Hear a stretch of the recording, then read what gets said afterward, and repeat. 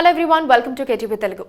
BRS అధినేత కల్వకుంట్ల చంద్రశేఖర్ రావు తనకే సాధ్యమైన చాణక్యం ప్రదర్శించబోతున్నారా? తెలంగాణలో అధికారం కోల్పోయిన నేపథ్యంలో కాళేశ్వరం ప్రాజెక్టుపై దర్యాప్తు చేయిస్తోన్న కాంగ్రెస్ ప్రభుత్వం కక్ష సాధింపు చర్యలకు తెగబడే అవకాశాలున్నాయని భావిస్తోన్న కేసీఆర్ తెలివిగా కేంద్రంతో చేతులు కలపనున్నారా? కేంద్రంలో వరుసగా మూడోసారి అధికారంలోకి రావాలని లక్ష్యంగా పెట్టుకున్న బీజేపీ నాయకత్వం కూడా కేసీఆర్ను అక్కున చేర్చుకోవడానికి సిద్ధంగా ఉందని హస్తిన వర్గాల భోగట. అసలు కేసీఆర్ మదిలో ఏముంది? రాష్ట్ర విభజన తర్వాత తెలంగాణకు మొట్టమొదటి ముఖ్యమంత్రిగా ప్రమాణ స్వీకారం చేసిన కేసీఆర్ వరుసగా 2 దఫాలు ఎన్నికల్లో గెలిచి ప్రభుత్వాన్ని ఏర్పాటు చేశారు. హ్యాట్రిక్ విజయంపై కన్నేసిన కేసీఆర్ అనుకున్నది సాధించలేకపోయారు. గ్రేటర్ హైదరాబాద్ పరిధిలో క్లీన్ స్వీప్ చేసి సత్తా చాటినప్పటికీ గ్రామీణ తెలంగాణలో కాంగ్రెస్ పాగా వేయగలిగింది. దీనికి కారణం కాంగ్రెస్ పార్టీ ఎన్నికల్లో ఇచ్చిన 6 గ్యారంటీలే అంటున్నారు రాజకీయ పండితులు. ఆ గ్యారంటీలను ఖచ్చితంగా అమలు చేయకపోతే కాంగ్రెస్ ను వదిలిపెట్టేది లేదని బీఆర్ఎస్ నేతలు హెచ్చరిస్తున్నారు. అసెంబ్లీ ఎన్నికల్లో దెబ్బతిన్న బీఆర్ఎస్ లోక్సభ ఎన్నికల్లో తిరిగి సత్తా చాటి కాంగ్రెస్ పై ప్రతీకారం తీర్చుకోవాలని నిశ్చయంగా ఉంది. అయితే ఇటీవలే వెలువడిన సర్వేల్లో లోక్సభ ఎన్నికల్లో తెలంగాణలో కాంగ్రెస్ పార్టీ మెజారిటీ సీట్లు గెలుచుకోవటం ఖాయమని తేల్చాయి. కాంగ్రెస్ ను నేరుగా ఢీకొనటం కష్టమే అని భావిస్తోన్న కేసీఆర్ కేంద్రంలోని బీజేపీతో జట్టు కడితే అన్ని విధాలుగానూ మంచిదని భావిస్తున్నట్లు చెబుతున్నారు. ఎందుకంటే కాంగ్రెస్ పార్టీ ఎప్పుడు అధికారంలో ఉన్నా ప్రతిపక్షాలను వేధిస్తుందన్న ఆరోపణలు ఉన్నాయి.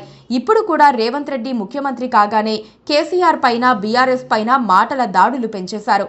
ఇవి రాజకీయంగా అయితే పర్వాలేదు, కానీ రాజకీయ కక్ష సాధింపుకు దిగితే నష్టమే అని భావిస్తోన్న కేసీఆర్ సరికొత్త వ్యూహంతో ఉన్నారని అంటున్నారు. తెలంగాణ అసెంబ్లీ బడ్జెట్ సమావేశాల్లో కాళేశ్వరం ప్రాజెక్టుపై కాంగ్రెస్ పార్టీ తీవ్ర విమర్శలు చేసింది. మేడిగడ్డ రిజర్వాయర్ వద్ద పియర్లు కుంగిపోవటాన్ని నిలదీసిన కాంగ్రెస్ నేతలు కాళేశ్వరం ప్రాజెక్టు అక్రమాల్లో ఎంతటి హోదాలో ఉన్నవారు దొరికినా వదిలిపెట్టే ప్రసక్తే లేదని హెచ్చరించారు.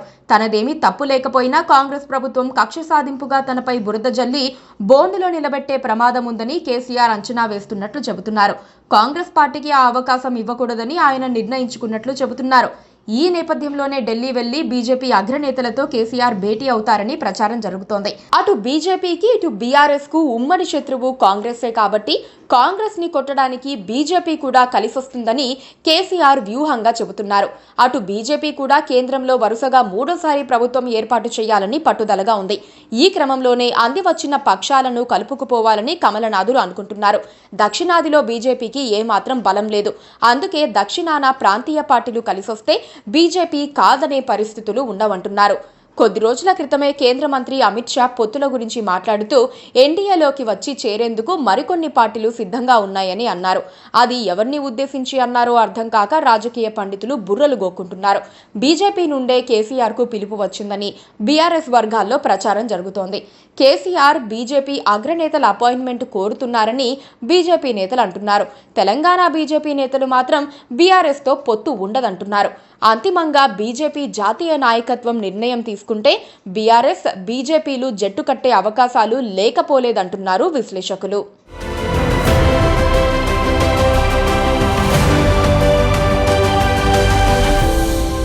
Please do subscribe to Please do subscribe to Please do subscribe to Please do subscribe to Please do subscribe to Please do subscribe to KTV Telugu.